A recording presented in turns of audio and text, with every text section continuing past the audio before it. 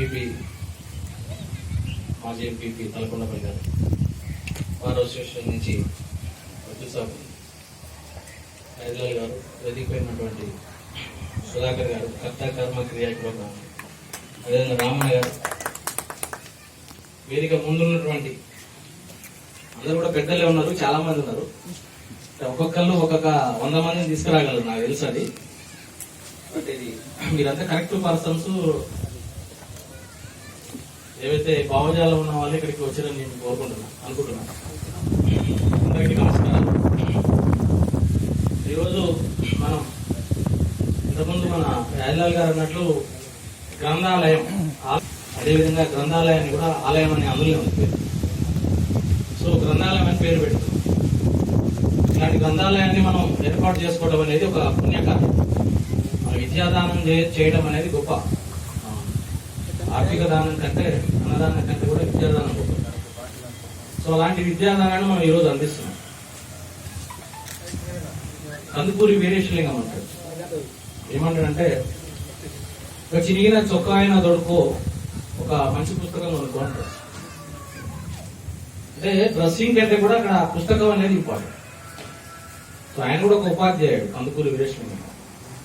ఆయన బ్రాహ్మణుడు అయినప్పటికీ ఆయన ఏం చేసిండు, అమావాస్య రోజు పోయి ఛార్జ్ తీసుకున్నాడు హై స్కూల్ హెడ్ మాస్టర్. అందరూ వద్దన్నారు, అరే అమావాస్య రోజు ఇబ్బంది అవుతుంది. రాజమండ్రిలో ఆయన బ్రాహ్మణులు అందరూ కూడా మనకు వ్యతిరేకం కాదు. భావజాలం అనేది మనకి ఇక్కడ ఇంపార్టెంట్.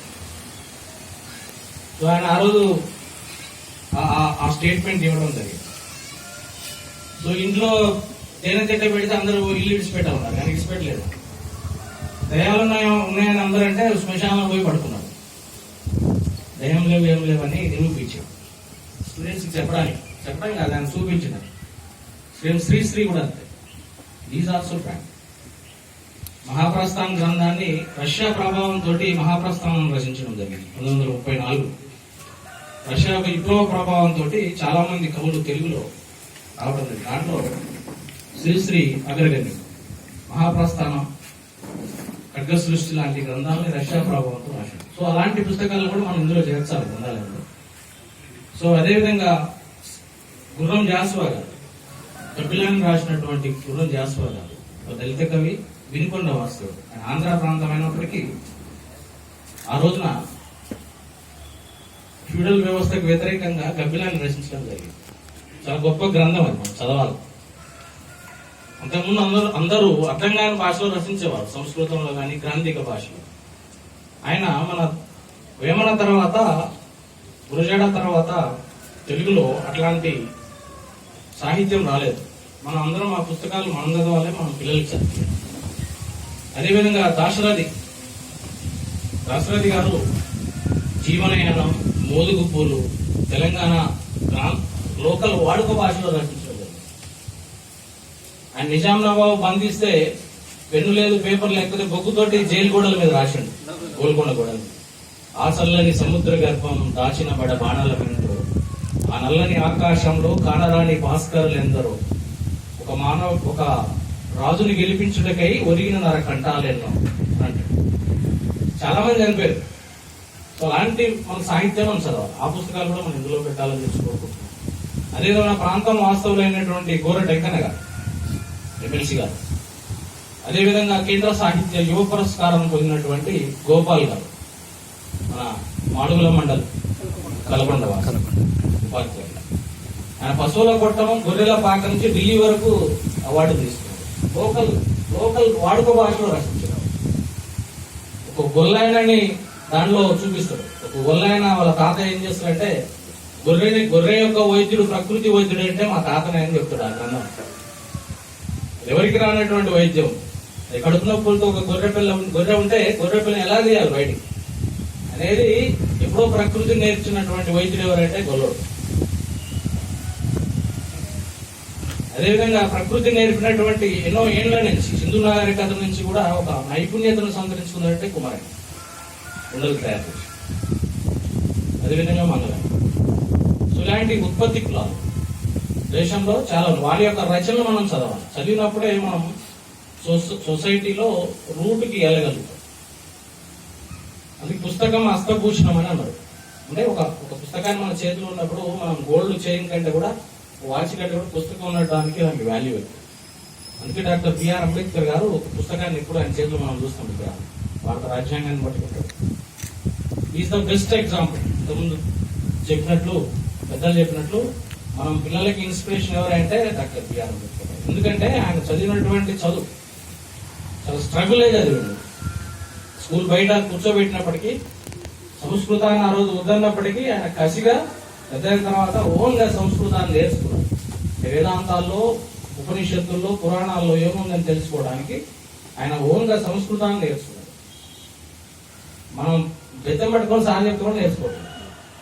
ఆ రోజుల్లో సంస్కృతాన్ని ఓన్ గా నేర్చుకున్నట్టు ఏముంది ఇందులో సంస్కృత భాషను తెలుసుకోవడానికి. సో అదేవిధంగా బుద్ధిజం గురించి తెలుసుకోవడానికి పాలీ భాషను నేర్చుకోవడం. ఎందుకంటే బుద్ధిస్ట్ గ్రంథాలన్నీ కూడా ఆ రోజులలో మౌర్యుల కాలంలో కానీ, దక్షిణ భారతదేశం శాతవాహనుల కాలంలో కానీ మొత్తం కూడా పాలీ భాషలో ఉన్నాయి. పాలీ అనేది ఇప్పుడు లేదు. పాలీ లాంగ్వేజ్ అంటే అంతరించిపోయే దశటువంటి లాంగ్వేజ్ పాలీ. ఆ లాంగ్వేజ్ కూడా నేర్చుకున్నది. అది వెరీ టఫ్ లాంగ్వేజ్. ఆ లాంగ్వేజ్ నేర్చుకుని పాలీ టు ఇంగ్లీష్ డిక్షనరీ రాసినటువంటి ప్రపంచంలో అతను ఒక్కడే. పాలీ లాంగ్వేజ్ మనకందరూ తెలుసు. ఇంగ్లీష్ నుంచి తెలుగు ఎవరు రాసినట్టు చెప్తాం, సిపి బ్రౌన్ అని. బట్ పాలీ భాష నుంచి ఇంగ్లీష్ కి రాసినటువంటి డిక్షనరీ బిఆర్ అంబేద్కర్ రాశారు. ఎందుకంటే బుద్ధ సాహిత్యం మొత్తం కూడా శ్రీలంకలో కానీ, ఆగ్నేయ ఆసియాల దేశాల్లో కానీ, భారతదేశంలో కానీ పాలీ లాంగ్వేజ్ లో ఉంది మొదటి సాహిత్యం. తర్వాత ట్రాన్స్లేట్ అయినాయి, తెలుగులో, ఇంగ్లీష్ అన్ని వచ్చినాయి. బుద్ధ అండ్ దిస్ ధమ్మ అంబేద్కర్ గారు రాశారు. లాస్ట్ 3 days చనిపోయే ముందు రాసినటువంటి గ్రంథం బుద్ధ అండ్ ధమ్మ.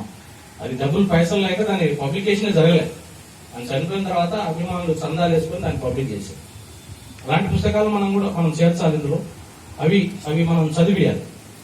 ఎందుకంటే బిఆర్ అంబేద్కర్ బెస్ట్ ఎగ్జాంపుల్. ఎందుకంటున్నా అంటే ఆయన అంటాడు ఒక 10% పుస్తకాలకు కేటాయించాలి.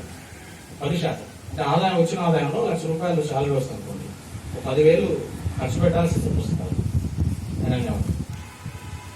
ఎందుకంటే ఆయన లండన్ పోయినప్పుడు కూడా లండన్ లో కార్ల్ మార్క్స్ తర్వాత అత్యధిక పుస్తకాలు ప్రపంచంలో చదివిన వ్యక్తి ఎవరంటే డాక్టర్ బిఆర్ అంబేద్కర్. ఒక 1000 రోజులు లండన్ లో ఉన్నాడు ఆయన చదువు గురించి. లండన్ ఉన్న క్రమంలో లండన్ లైబ్రరీకి ఒక్కరోజు కూడా ఆబ్సెంట్ కాకుండా 1000 రోజులు కూడా పోయిన వ్యక్తి అంటే అంబేద్కర్. ఫస్ట్ ఎంటర్ అయ్యేది యూనివర్సిటీ ఆ లైబ్రరీ, లండన్ లైబ్రరీలో. ప్రపంచం అతి పెద్ద లైబ్రరీ లండన్ లైబ్రరీ. లైబ్రరీలో మొట్టమొదటి తలుపు తీయక ముందే ఆ వాచ్మెన్ లైబ్రరీయన్ ఫస్ట్ ఉండి ఆడ పోయి నిలబడేవాడు, లోపలికి ఎంటర్ అయ్యేవాడు. మొత్తం మూలన కూర్చొని పుస్తకాలు చదివేవాడు. రోజుకు ఒక బుక్ కాదు, 5 పుస్తకాలు 6 పుస్తకాలు చదివి నోట్స్ రాసుకునేవాడు. ప్రత్యేకత ఏంటంటే మీకు తెలుసో తెలియదు, 2 చేతులతో రాయగలరు, లెఫ్ట్ హ్యాండ్ రైట్ హ్యాండ్. మనం ఒక చేతితో రాసేసరికి నొప్పిలేస్తుంది. ఇప్పుడు మొబైల్ ఫోన్లు వచ్చినాక అసలు రాసుకొని బంద్ అయిపోయింది. మాకు కూడా ఒక 2-3 లైన్లు ఆయన నొప్పిలేస్తుంది. సో లాస్ట్ మళ్ళీ మధ్యాహ్నం చిన్న రొట్టె ముక్క తీసుకొని చదివి లాస్ట్ లో వచ్చే వ్యక్తి ఎవరు? లైబ్రరీ తలుపు కొట్టి లేపేవాడు. బాబు అయిపోయింది, టైం అయిపోయింది. అవునా టైం చూసుకొని మళ్ళీ నైట్ బయటకు వచ్చే లాస్ట్ వ్యక్తి కూడా అంబేద్కర్. సో అందుకని ఆ పుస్తకాలు మంచి మంచి బుక్స్ చదివిండి ఆయన. లండన్ లైబ్రరీలో ఏమంటే మన తెలుగు పుస్తకాలు ఉంటాయి, ఉండవు కదా. ఇంగ్లీష్ లో ఉన్నటువంటి సాహిత్యాన్ని చదివిన. అందుకని ఇంగ్లీష్ లో అంత కమాండ్ వచ్చింది. 1000 రోజులు ఆయన అనుకుంటే లండన్ లో అన్ని ఎంజాయ్ చేశారు, కానీ ఎక్కడ చేయలేదు. ఎందుకంటే ఆ రమాబాయి కానీ ప్రామిస్ చేసిపోయాడు, మగువుని కానీ మద్యాన్ని కానీ మాంసాన్ని కానీ పెట్టాడు. ఎందుకంటే London climate is very cool. శీతోష్ణ స్థితి మైనస్ లో కూడా పడిపోతుంది ఇంగ్లాండ్. సో అయినా కానీ ఆయన ఏమి స్వీకరించలే, నాన్ వెజ్ కానీ లిక్కర్ కానీ ఏమి స్వీకరించలేదు. ఆయన ఇచ్చిన మాట మీద నిలబడ్డాడు. అందుకనే మనకి the best inspiring example person present youth. ఆయన లండన్ నుంచి వచ్చేటప్పుడు 24 బాక్సులలో 2000 పైన పుస్తకాలు పెట్టుకుని వచ్చింది షిప్ లో. ఆ రోజులలో మరి ఫ్లైట్స్ లేవు, 1920s లో ఫ్లైట్స్ లేవు. అప్పుడు ఆయన షిప్ లో వచ్చినప్పుడు ఆ నీళ్ళకి, ఆ వర్షానికి, తుఫాన్కి దాదాపు ఒక 600 పుస్తకాలు తడిచిపోయాయి బాక్స్. చాలా బాధపడ్డాడు. తర్వాత వచ్చినాక ఆ బుక్స్ ని ప్రపంచంలో అతిపెద్ద వ్యక్తిగత లైబ్రరీ ఎవరిదా అంటే డాక్టర్ బిఆర్ అంబేద్కర్ గారు. ఇప్పటి వరకు కూడా రికార్డు 35,000 పుస్తకాలు కలెక్ట్ చేశారు. దానికి సంఘ్ రాజగృహ అని పేరు పెట్టారు. రాజగృహ అనేది కూడా బుద్ధిస్ట్ నేమ్.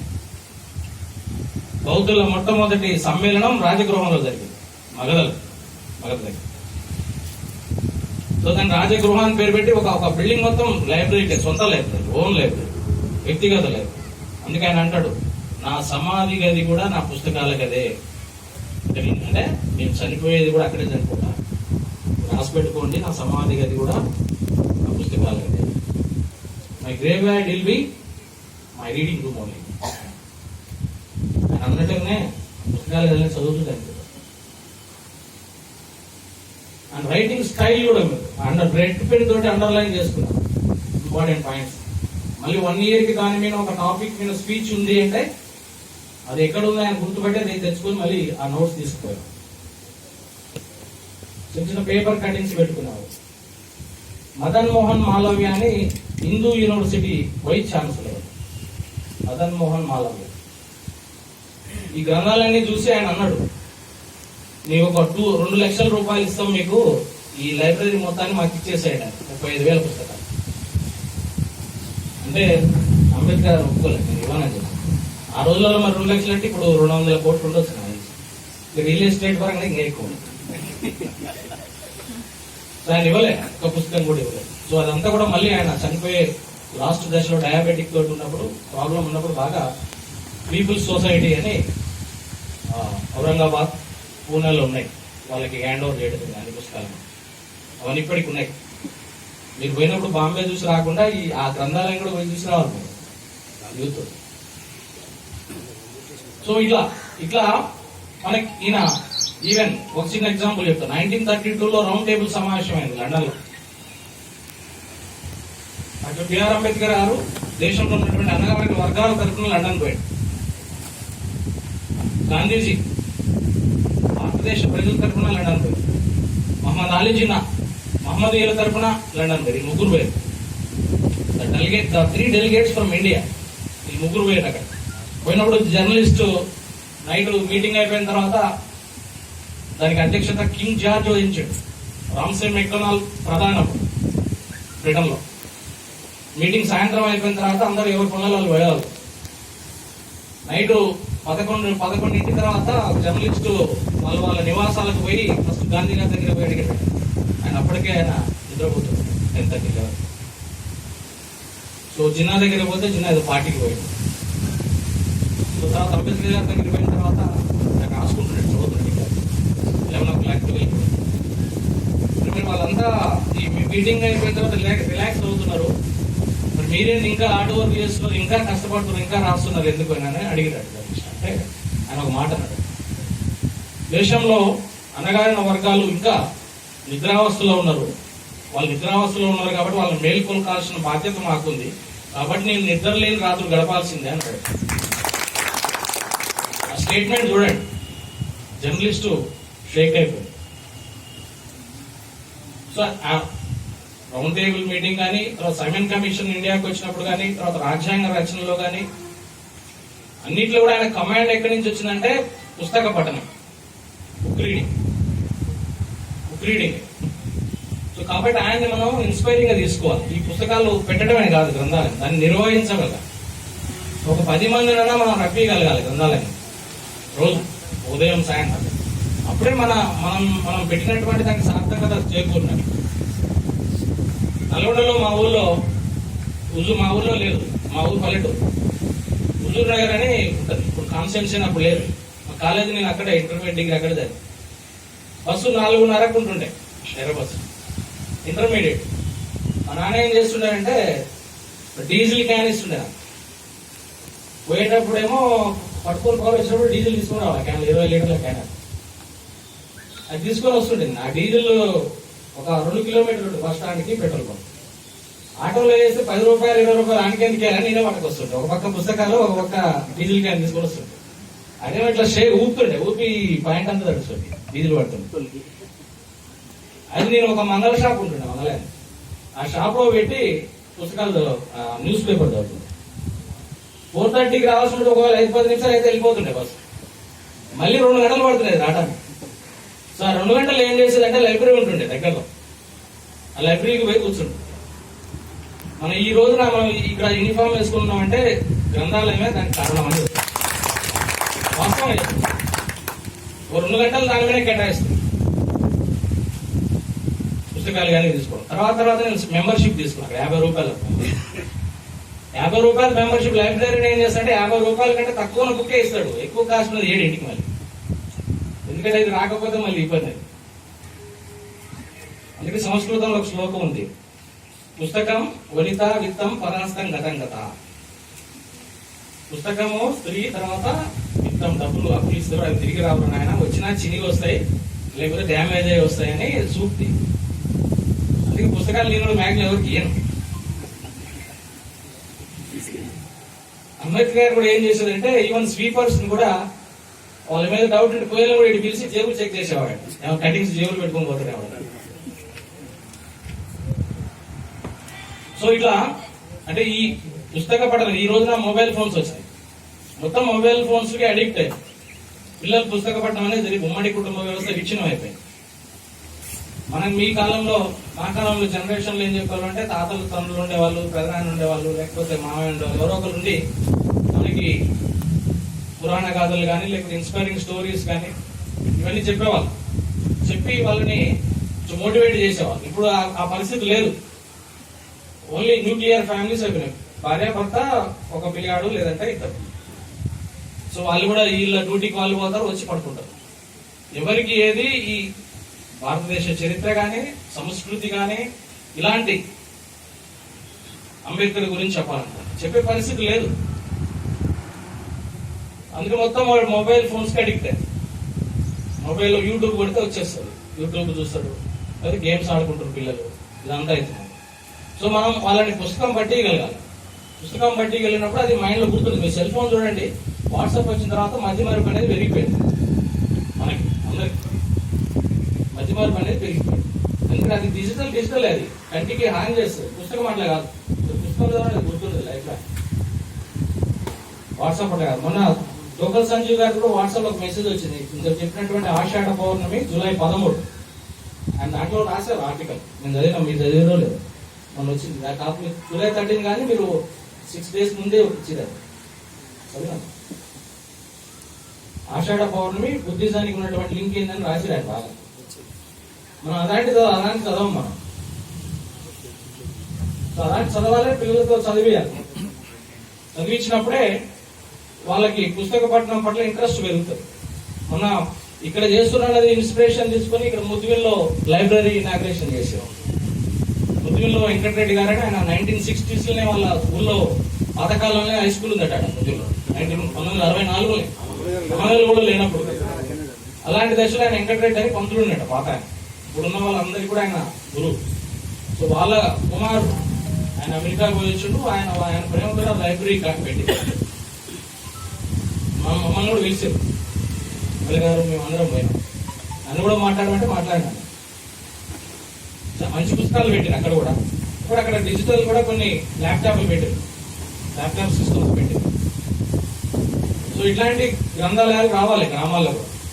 గ్రామాల్లో వచ్చినప్పుడు పిల్లలతోటి చదివించడం అనేది వాళ్ళకి కంపల్సరీ చేయించాలి. వాళ్ళతోటి పుస్తక పఠనం అనేది చేయించాలి. తర్వాత మా ఇంట్లో దాదాపు 1500 పుస్తకాలు ఉంటాయి ఇంట్లో. ఇక్కడ అమంగళ్ళు కొన్ని పెట్టినాం, అక్కడ కొన్ని 1500 పుస్తకాలు. 1500లో మేజర్ పుస్తకాలు డాక్టర్ బిఆర్ అంబేద్కర్ గారి గురించి ఉంటాయి, దాంట్లో నో డౌట్. తర్వాత స్వామి వివేకానంద గురించి ఉంటాయి. తర్వాత ఇతర ఆటోబయోగ్రఫీస్ ఉంటాయి, స్పిరిచువల్ ఉంటాయి, ఫిలాసఫీ ఉంటాయి, ఇండియన్ హిస్టరీ అండ్ హెరిటేజ్ ఉంటాయి. అన్ని పుస్తకాలు ఉంటాయి ఆల్మోస్ట్. నన్ను అడిగిరాలు మీరు లిస్ట్ ఇవ్వండి సార్, ఏమైనా బుక్స్ ఉంటే మేము తెచ్చుకుంటాను. నేను ఇస్తా అని చెప్పిన లిస్ట్ ఏమేమి బుక్స్ పెట్టాలి. గ్రంథాలయం ఎలా నిర్వహణ చేయాలనేది కూడా ఒకటి పీజీలో కోర్సు ఉంటుంది మనకు. ఎమ్మెల్యే బిఎల్ఎస్సి ఎమ్మెల్యేసి అంటారు, ఒక సబ్జెక్టే ఉంది. సో తర్వాత ఇంతకుముందు మన పెద్దలు చెప్పినట్లు మనం అమంగల్లో కూడా పిల్లల్ని చాలా మంది బుక్స్ ఎమ్మెల్యే గారి సహకారంతో దాదాపు ఒక 1000 మందికి అమంగల్లో 1000 మందికి కోచింగ్ ఇప్పించడం జరిగింది. వాళ్ళందరికీ బుక్స్ పెట్టింది, 10 పుస్తకాలు ఇచ్చారు. 3 నెలలు వాళ్ళకి లంచ్ ఫ్యాకల్టీని హైదరాబాద్ నుంచి తీసుకొచ్చి ఇవ్వడం జరిగింది. ఇచ్చి వాళ్ళకి నెక్స్ట్ ఇప్పుడు ఫిలిమ్స్ వస్తుంది, కోచింగ్ వాళ్ళని సిద్ధం చేయడానికి, కోచింగ్ సిద్ధం చేయి. ఇప్పుడు ఫిలిమ్స్ వస్తుంది కాబట్టి దానికి రెడీ ఉన్నారు. ఆ 1000 మందిలో మనకి 200 మంది సెలెక్ట్ అయినా కానీ మన ప్రయత్నం సక్సెస్ అయినట్లే. అంటే మన ప్రాంతం వాళ్ళే ఉన్నారు, ఎస్సీ ఎస్టీ బీసీలో ఉన్నారు పిల్లలు. సో వాళ్ళందరూ చెప్పి వాళ్ళు వృద్ధులకు రావాలని చెప్పేసి కోరుకుంటున్నాను. అదేవిధంగా మన ప్రాంతంలో ఉన్నటువంటి గోపాల్కి సంబంధించిన దండకడియం గురించి చెప్పాను. ఆ దండకడియం బుక్ కూడా ఇందులో తీసుకొచ్చి పెట్టారు కదా. ఆ బుక్ కూడా మీరు చదవండి, అందరు ఆ పుస్తకం చదవాలి. తర్వాత గోరటెంకన్న గారి పుస్తకం చదవాలి. తర్వాత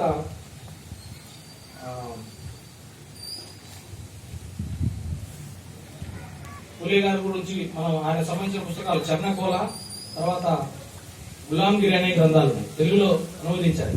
అవి కూడా ఆ పుస్తకాలు కూడా పెడితే ఆ సాహిత్యం కూడా మనం చదవచ్చు. చదివి మనం ఆ మెయింటెనెన్స్ అనేది రిజిస్టర్ మెయింటైన్ చేయడం, తర్వాత ఏ పుస్తకం తీసుకుపోతున్నారు, ఏ పుస్తకం తీసుకురావాలని చెప్పేసి ఇవన్నీ ఉంటాయి. అందుకనే పుస్తక పట్ల ఇప్పటి నుంచి కాదు, అలెగ్జాండర్ దండెత్తేటప్పుడు ఒక దేశం నుంచి ఇంకో దేశానికి దండెత్తేటప్పుడు ఆ నైట్ క్యాంప్ లో ఆయన హిలియడ్, హోమర్ రాసినటువంటి గ్రీక్ తత్వవేత్త హోమర్ రాసినటువంటి హిలియడ్ అనే గ్రంథాన్ని చదివేవాడు. జస్ట్ లైక్ మనకి కౌటిల్యుని యొక్క అర్థశాస్త్రం ఎలాంటిదో, చాణక్యుని అర్థశాస్త్రం ఎలాంటిదో, ఆ హిలియడ్ అనేది అలాంటిది వాళ్ళ గ్రీక్స్. ఆ పుస్తకం చదివి అందులో యుద్ధ నైపుణ్యాలు నేర్చుకుని యుద్ధం సాగించేవాడు. ఈవెన్ భారతదేశంలో ఎంటర్ అయ్యేటప్పుడు కూడా నర్మదా నది తీరంలో వరదలు వచ్చినప్పుడు కూడా ఆయన 1 month సెంటర్ తీసుకుంటారు వరదలు తగ్గేదాకా. జీలం నది పురుషోత్తంని దండయాత్ర చేశాం. ఆ 4 రోజులు కూడా ఈ పుస్తకం పఠనమే చేశాం. ఇట్లా చాలా ఎగ్జాంపుల్ చెప్పొచ్చు. అక్బర్ నిరక్షరాస్యుడు, ఆయన చదువు రాదు, రాయలేడు, చదవలేడు. అయినా కానీ ఆయన సంస్కృత పండితుల్ని, అరబిక్ పండితుల్ని, ఉర్దూ పండితుల్ని అందరినీ కూడా కూర్చోబెట్టుకుని వాళ్ళతో చదివిస్తే నేనేవాడు.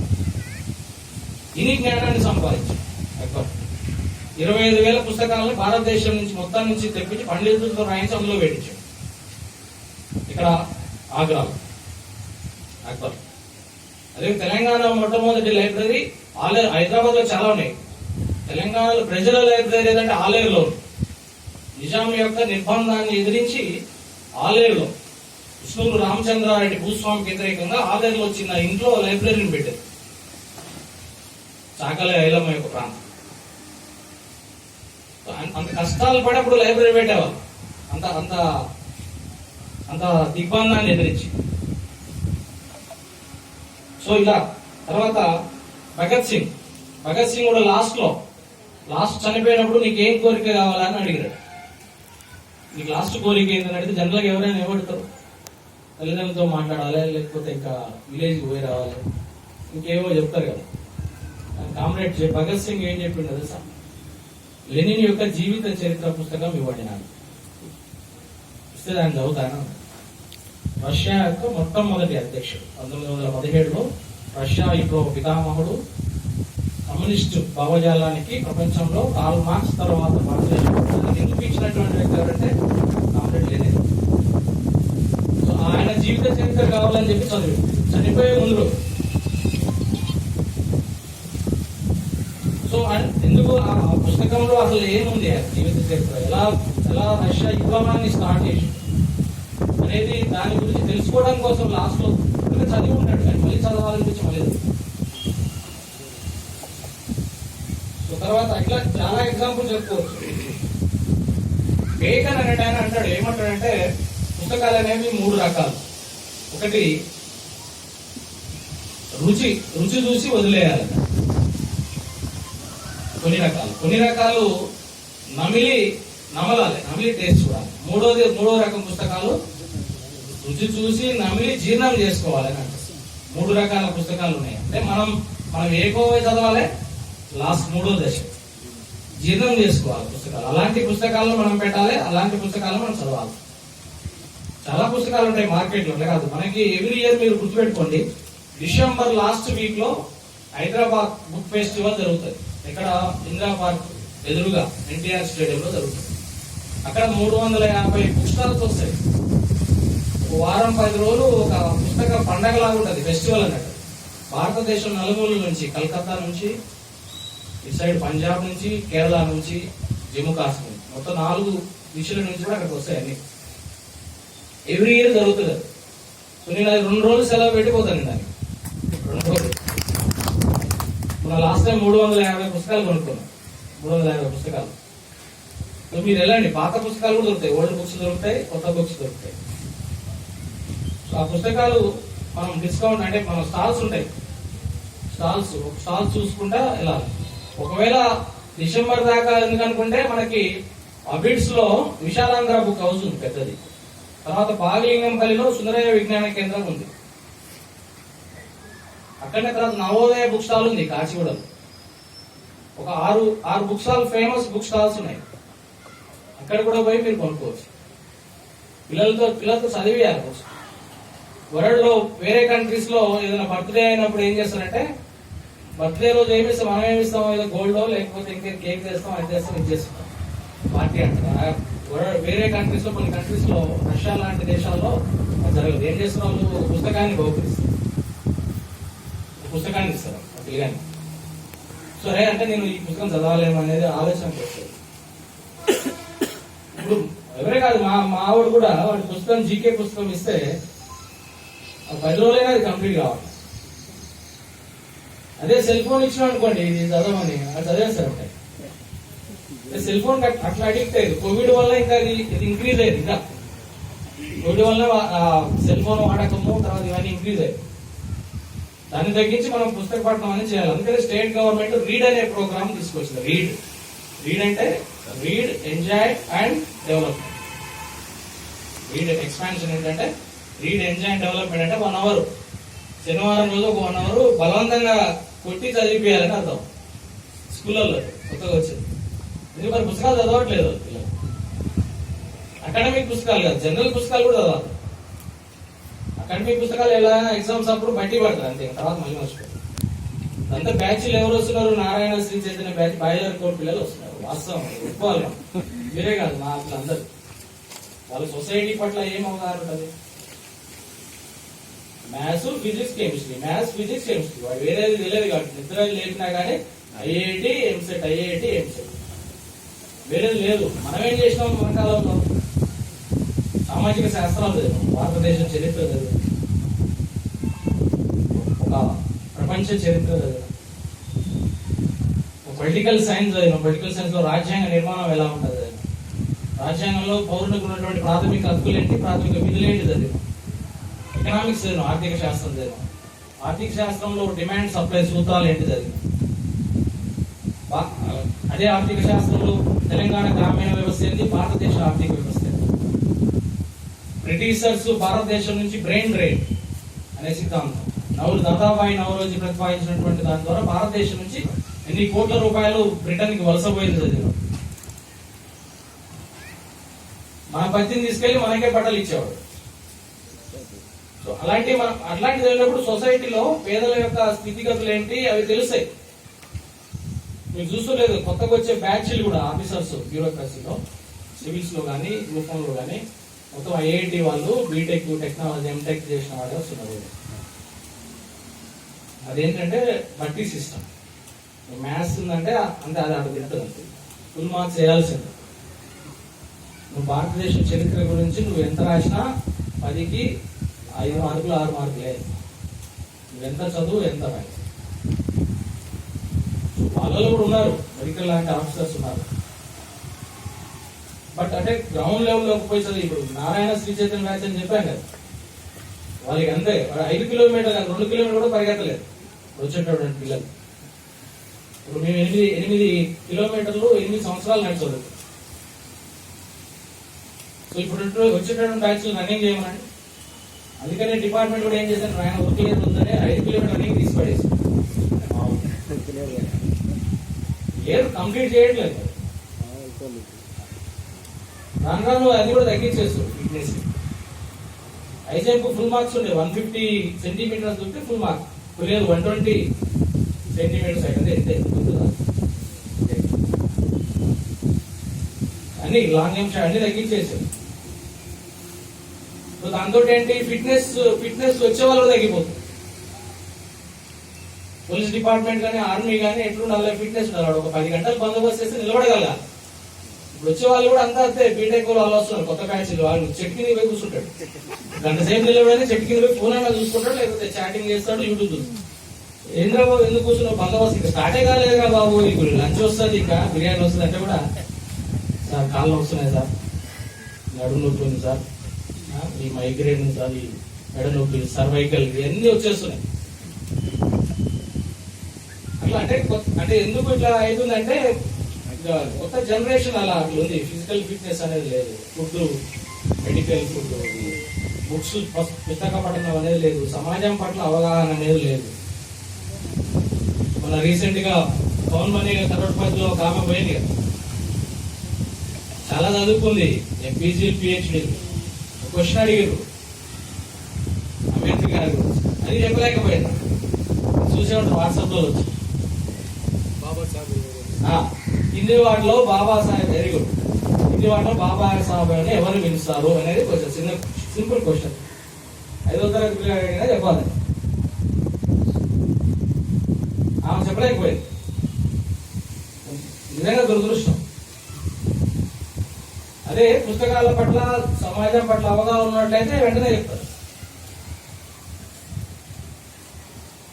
అందుకే భారత రాజ్యాంగాన్ని అంబేద్కర్ గారు ఎందుకు అంత ఇప్పటివరకు కూడా మనం దాన్ని ఇంప్లిమెంట్ చేయగలుగుతున్నాం. ఇప్పటివరకు ఇంత పెద్ద భారతదేశ వ్యవస్థ, ఇన్ని పార్టీలు ఉన్నాయి, 100,000 పార్టీలు ఉన్నాయి, 100,000 కులాలు ఉన్నాయి, కొన్ని 10ల సంఖ్యలో రాష్ట్రాలు ఉన్నాయి, యూనియన్ టెరిటరీస్ ఉన్నాయి. అయినా విచ్ఛిన్నం కావట్లేదు. సుడాన్ విచ్ఛిన్నమైంది, శ్రీలంకలో సంక్షోభం ఏర్పడదు, ఆఫ్ఘనిస్తాన్ లో సంక్షోభం ఏర్పడదు, డెమోక్రసీ పోయి వాడు ఆడ మిలిటరీ, వాడు టెర్రరిస్ట్లే పరిపాలిస్తారు, వెరైటీగా టెర్రరిస్ట్లే. ఇప్పుడు ఆడ ఇండియా నుంచి ఫ్లైట్ కాబూల్ పోవాలా లేదా డైలమా, పోతే వాడు ప్యాక్ చేస్తాడు. ఎక్కడైనా ఎన్నికల సిస్టమ్ ద్వారా ఎన్నుకోవాలి, అక్కడేంటి వేరే టెర్రరిస్ట్లే గన్ను పెట్టి పరిపాలిస్తారు. సో ఆయన రాజ్యాంగాన్ని రచించినటువంటి తీరు అలాంటి. ప్రపంచంలో అతి పెద్ద సర్వే చేశారు వరల్డ్, ఎవరికి ఇస్తే బాగుంటుంది రాజ్యాంగ రచన వరల్డ్ లో, ఓన్లీ ఇండియా కదా, వేరే కంట్రీ వాళ్ళు చేశారు, బ్రిటిష్ వాళ్ళు చేశారు. బ్రిటిషర్స్ ఏం చేసినప్పుడు ఎవరి పేరు, ముగ్గురు పేర్లు వచ్చారు. ముగ్గురు ఎవరో తెలుసా? డెన్నీ జనతా, the father of political philosophy, తర్వాత థామస్ జెఫర్సన్, వీళ్ళిద్దరు కూడా యూరోప్ వాళ్ళు. మూడో వ్యక్తి ఎవరు? Doctor B. Please subscribe for news channel. ఈ వీడియో గానీ మీకు నచ్చినట్లయితే లైక్ చేయండి మరియు షేర్ చేయండి.